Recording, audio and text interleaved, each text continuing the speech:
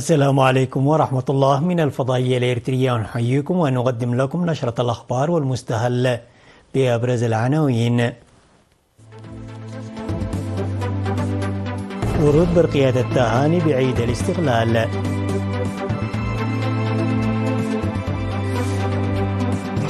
الاحتفال بعيد الاستقلال في إقليم القاشبركة.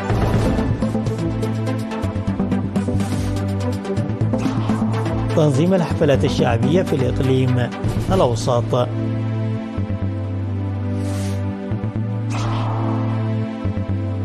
الصين تبدأ مناورات عسكرية عقابية حول تايوان وتنفذ ضربات وهمية.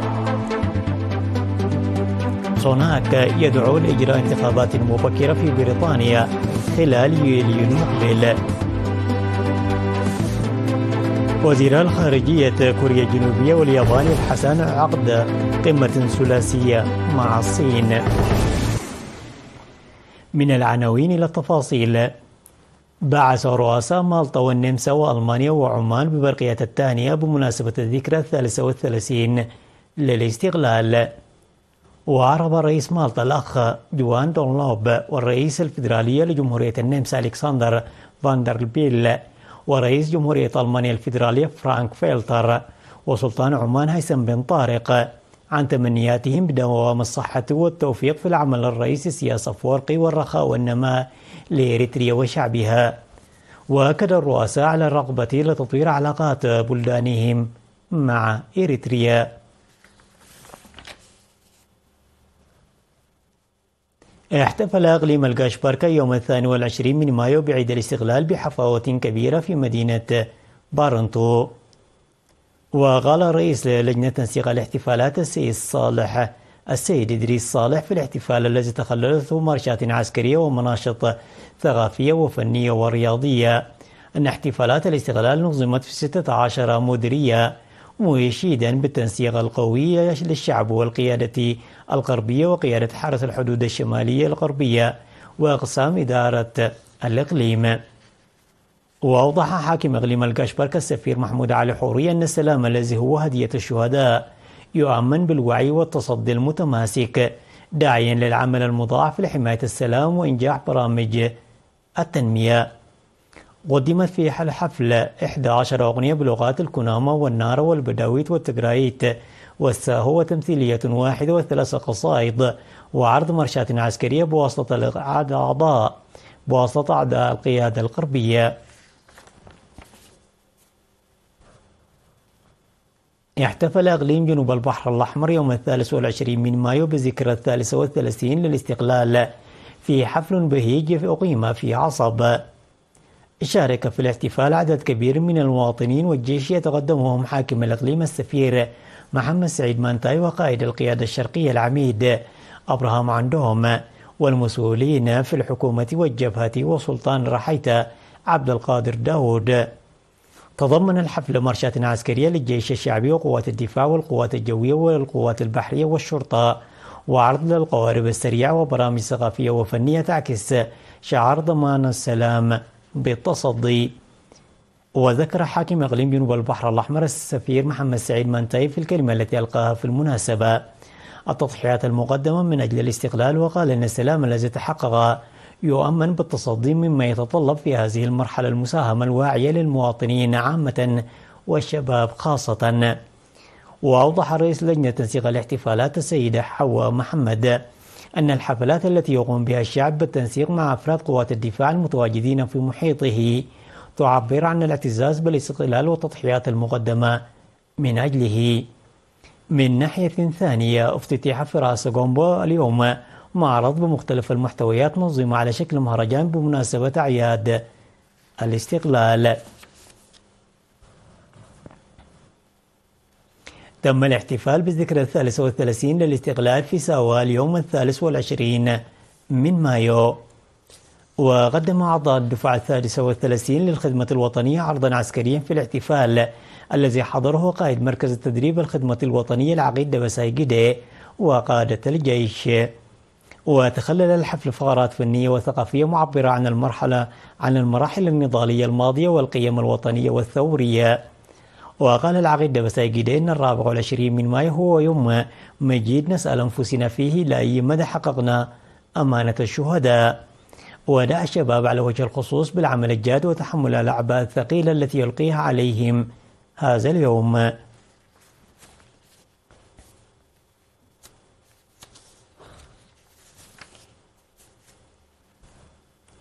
نظم سكان 13 مديرية في الإقليم الأوسط 60 حفلا شعبيا يوم 23 من مايو بمناسبة عيد الاستقلال. وأعد السكان في الحفلات الشعبية التي بدأت يوم 22 من مايو في مديريتين أعدوا الموائد والمشروبات في برامج ترفيهية تعكس تراث الشعب الإريتري احتفاء بعيد الاستقلال. وأوضح السكان أن الحفلات الشعبية تتجاوز الغداء والمشروبات إلى مناسبات لتوريث الوحدة والتاريخ والقيم. هذا وسط نظم مديريات سرجاقة وقال نفح وبريق الحفلات الشعبية يوم غد 24 من مايو.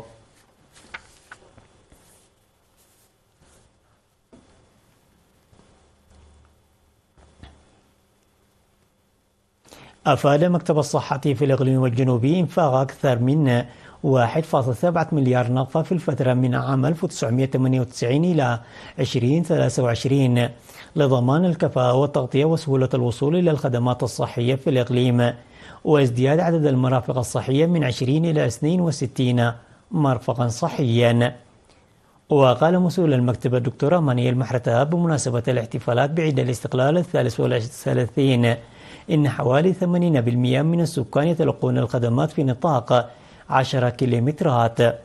وحول أنواع الخدمات المقدمة ذكر إدخال خدمات جراحة الولادة في 5 مستشفيات، وإرسال طب العيون والأسنان في 5 مستشفيات، وإدخال خدمات العلاج الطبيعي الحديثة في 4 مستشفيات، وإدخال خدمات الفحوصات الطبية بالموجات فوق الصوتية في 14 مؤسسة صحية، وإدخال فحص القلب في 4 مستشفيات، والتوسع في خدمات التبرع بالدم وغيرها. وقد رفع الخدمات الصحية إلى أعلى مستوى. وأوضح الدكتورة مانيال أن نسبة التطعيم وصلت إلى أكثر من 90%، وانخفضت معدلات الإصابة بالتراكوما من أكثر من 69% إلى أقل من 2%، وارتفاع متوسط العمر من أقل من 40 عاما إلى 67 عاما. وأشار إلى بناء 28 غرفة انتظار للولادة من عام 2017 إلى 2023 بمشاركة المجتمع.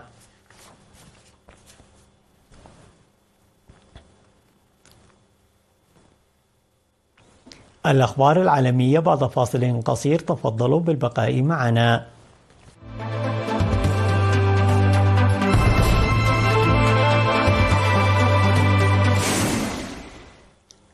بدأت الصين مناورات عسكرية تستمر يومين حول تايوان، حيث طوقت الجزيرة بسفن وطائرات حربية معتبرة ذلك عقوبة على أعمال انفصالية، في حين نشرت تايوان قوات في مناطق حول الجزيرة بعد بدء الصين هذه التدريبات.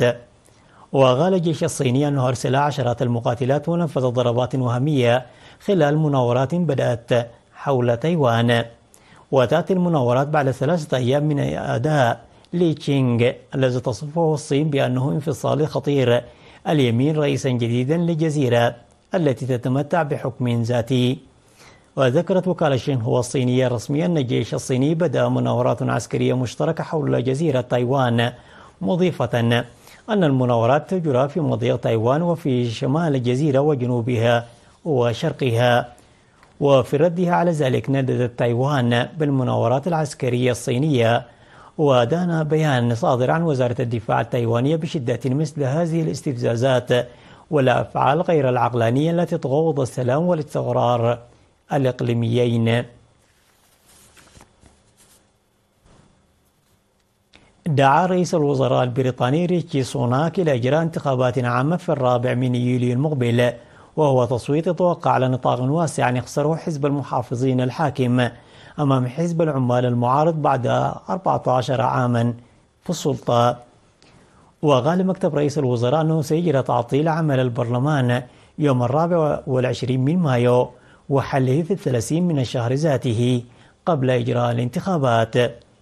وبعد أشهر من التكهنات حول موعد دعوته لإجراء انتخابات جديدة، وقف سوناك أمام مكتبه في داون ستريت وأعلن أنه سيدعو لإجراء الانتخابات في وقت مبكر، عما توقعه البعض في استراتيجية محفوفة بالمخاطر في ظل تأخر حزبه في استطلاعات الرأي. وفي أول رد فعل له قال زعيم المعارضة البريطانية كير ستامار: أقول للشعب البريطاني أمامكم الفرصة لإنهاء الفوضى التي تعيشها البلاد.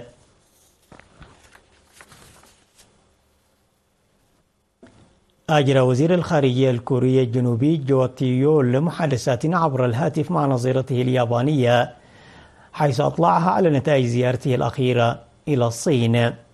ووفقا لوزارة الخارجية في سيول، قال جو أن رحلته كانت مهمة، حيث اتفقت سيول وبكين خلالها على تعميق التفاهم المتبادل بينهما من خلال إجراء حوار صادق وإدارة علاقاتهم باستقرار على أساس هذا التفاهم.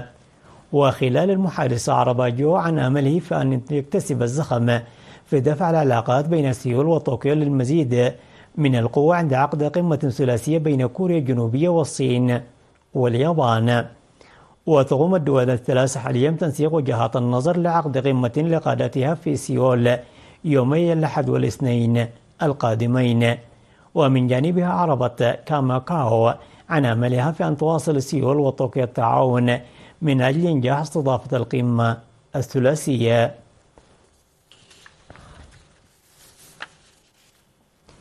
أنشأت باكستان نحو 1000 مخيم في جميع أنحاء إقليم السند الجنوبي تحسبا لموجة حر شديدة يتوقع أن تؤثر على الفئات الضعيفة، وفق ما أفاد مسؤول إدارة الكوارث في البلاد. وتوقعت إدارة الإرصاد الجوي الباكستانية أن تصل درجات الحرارة إلى 50 درجة مئوية في أجزاء من ريف السند.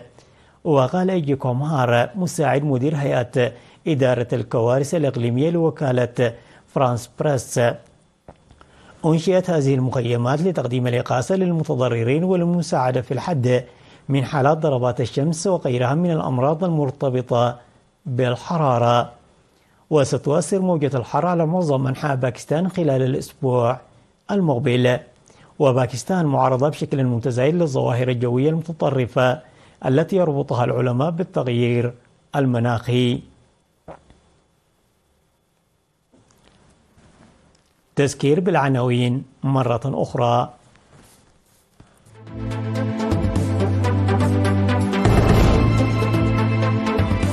لا.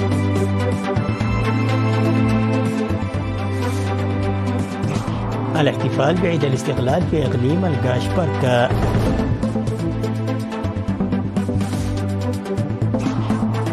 تنظيم الحفلات الشعبية في الإقليم الأوسط.